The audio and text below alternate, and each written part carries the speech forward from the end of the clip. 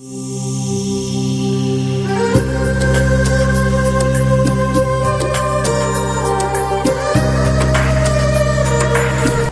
today's class, we are going to start a new phylum, and that is Arthropoda.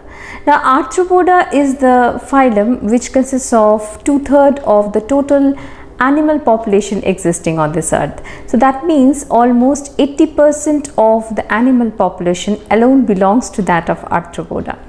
This Arthropoda is very interesting in the sense that the organism belonging to Arthropoda, they have jointed legs.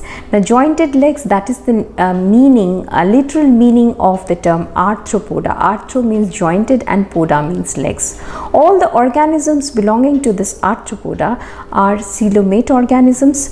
They are bilaterally symmetrical, they are triploblastic organisms, and these organisms show both direct and indirect mode of development. The organisms are dioecious, that means they have separate male and female sexes. They are not hermaphrodites. They have different types of organ systems, so they show organ system level of classification. These organisms which belong to that of the Arthropoda, the body of these organisms externally is protected or covered by that of a hard covering, which is made up of a chemical substance which is called as your chitin. Now this is exoskeleton, which is made up of that of chitin, so it is very hard, and these organisms body, if you see closely, can be divided into 3 major portions, that is the head, the thorax, and that of the abdomen. The organisms have jointed legs. Some of the organisms belonging to this phylum, they have paired wings, so they can show flight, they can show movement. They have eyes which are simple eyes, they have eyes that are compound eyes. They have sensory organs like that of the antenna. And if you talk about the organs, various types of organs found in their body, they have the development of the excretory organs, they have the respiratory organs. The various respiratory organs includes that of your trachea, that of your spiracles, that of your gills, book lungs, book, gills, so many things. They have the excretory organ which is called as your Malpighian tubules, and that's it. They are found everywhere, and they are terrestrial, and some of them are nocturnal also. They show sometimes they show a mode of nutrition which is called the omnivorous form of that is obtaining the food. That means they can eat both the plant products as well as that of the nutrition that they can derive from that of the animals.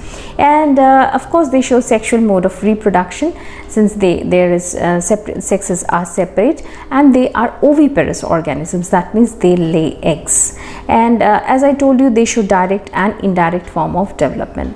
Some of the common examples of the organisms belonging to that of the Arthropoda is that of your cockroach, housefly, mosquito. These are very some of the organisms belonging to this phylum are economically important also. Economically important will include both the usefulness and harmfulness of the organisms belonging to Arthropoda. Now what are the usefulness of the organisms belonging to that of the Arthropoda is that perhaps you have heard about an organism called honeybee. So honeybees provide us with that of the honey, so that is the economical importance, the advantage of the organisms belonging to this phylum. Other organisms belonging to Arthropoda includes your silkworms, Bombyx mori. Now these organisms which are Bombyx, the silkworm, they give us silk. So the silk is quite luxurious item, quite expensive and organic, and they are very costly. So these are made from that of the silkworm. Then there is an insect which is called as your lac insect. Now this insect produces a substance, chemical substance, which is called lac, which is important for sealing purpose. It is adhesive in nature. So these are the various kinds of you can say advantageous uses of the organisms belonging to the phylum of Arthropoda. Some of the organisms belonging to Arthropoda are again carriers of various diseases. They are the vectors. The most common vector is that of mosquito. Now, mosquitoes are the carriers of various kinds of communicable diseases like that of malaria. Malaria is spread because of the Plasmodium protozoa, but the carrier of this Plasmodium is that of female Anopheles mosquito. So here this is a disadvantageous use, but it is an economical use. So the mosquitoes help in the spread of diseases. Aedes mosquito you might have heard about. You might have heard about Culex mosquito, which carries the filarial worm. Aedes causes the disease which is called dengue disease. So this is how the disease can be spreading by the help of the organisms belonging to this phylum of Arthropoda. Other organisms includes the housefly. Now, houseflies are the carriers of various diseases like that of cholera and typhoid. They sit in the garbages, carry the germs, and then they transfer it to that of our open food, the food which are exposed, which are uncovered, and if we eat them, then we fall ill because of the organisms which they bear it and they transfer it to our food. So thus such is the, you can say, the impact of the organisms belonging to that of the Arthropoda. The next phyla to follow in case of animal kingdom after Arthropoda is the phylum called Mollusca. Now, Mollusca is the second largest phylum in the animal kingdom. That means soon after the Arthropoda, most of the other organisms, huge proportion of the organisms belongs to that of the Mollusca.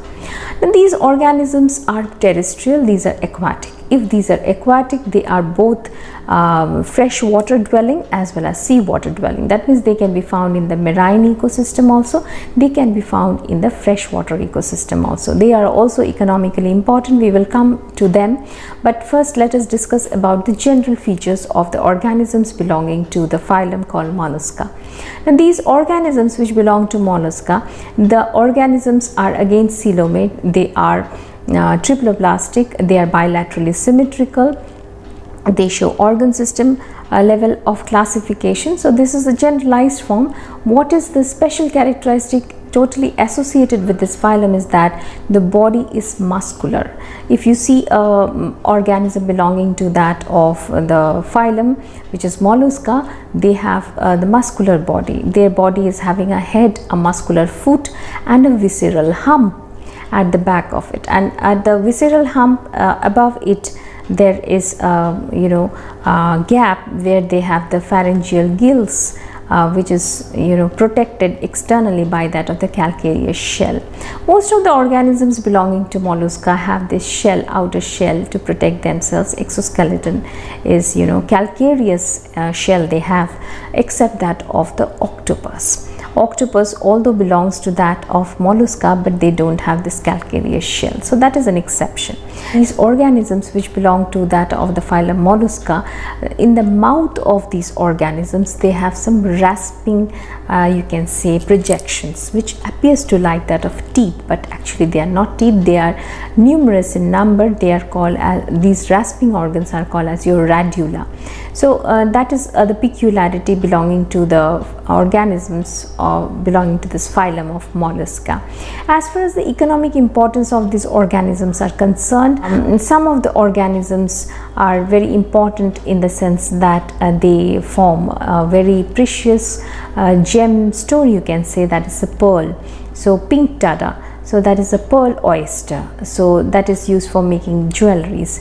So this is the various kinds of, you can say, economic importance belonging to this phylum of that is called as your Mollusca. The organisms belonging to Mollusca are dioecious. That means they have separate male and female organisms, and their development is indirect. That means the larval stage and the adult stage do not show any resemblance. There is a difference between the appearance of the larval stage with that of the adult stage. Some of the common examples of the organism belonging to that of the Mollusca includes your apple snail, that is called Pila, then octopus, that is the devilfish, and then the cuttlefish. Then I told you about Pinctada, that is the oyster bearing the pearl oysters. So these are the various kinds of organisms which belong to that of the phylum called Mollusca. The next phylum which we will be discussing today is that of the phylum which is called as your Echinodermata. Now this Echinodermata has got its name. The reason is because the organism's body is covered with spiny outgrowths. calcareous small spiny outgrowths, because of which they are called as your echinodermata. The organisms show when they are in the larval stage, they show the bilateral symmetry, but when they grow up, then they show radial symmetry. One of the best example of the organism belonging to echinodermata is that of the starfish.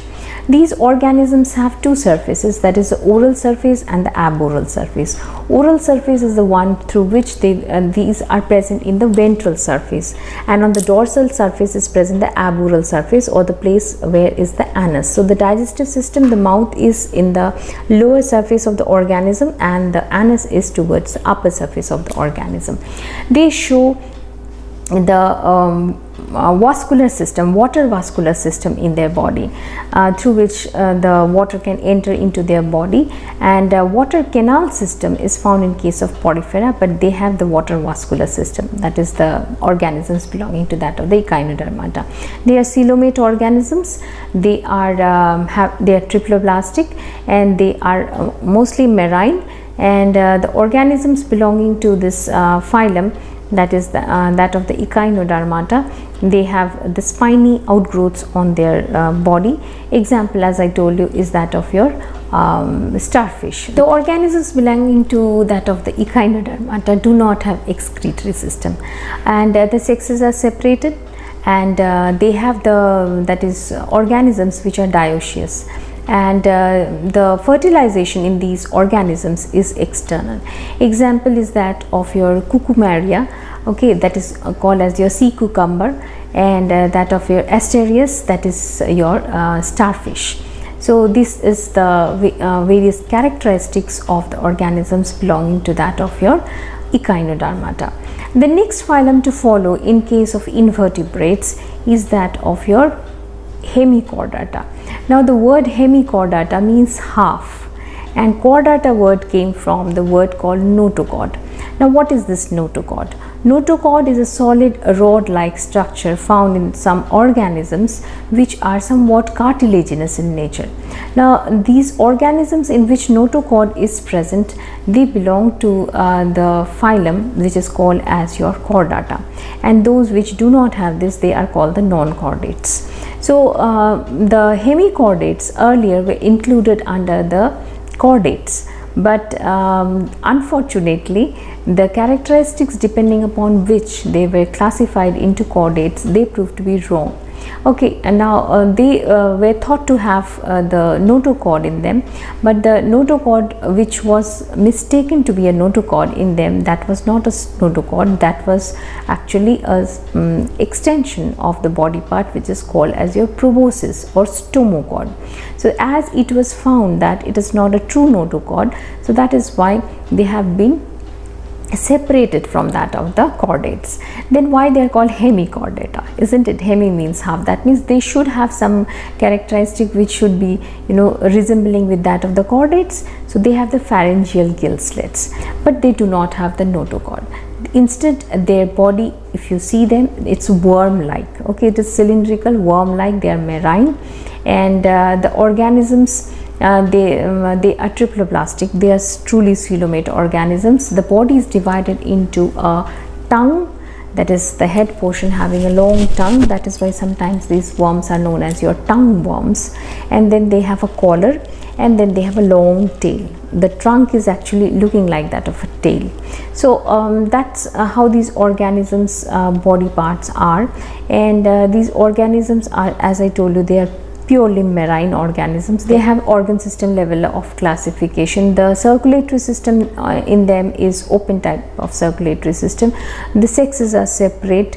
The fertilization is external, and the development is indirect development. That means the larval stage does not resemble the adult stage, and there is very few or small group of organisms belonging to this phylum which is called that as your hemichordata. Examples of hemichordata is that of your Balanoglossus or Saccoglossus. So that's all about the various kinds of phyla belonging to the non-chordates which we have discussed so far. Next we are going to discuss about the organisms belonging to chordata. That's all for today's class.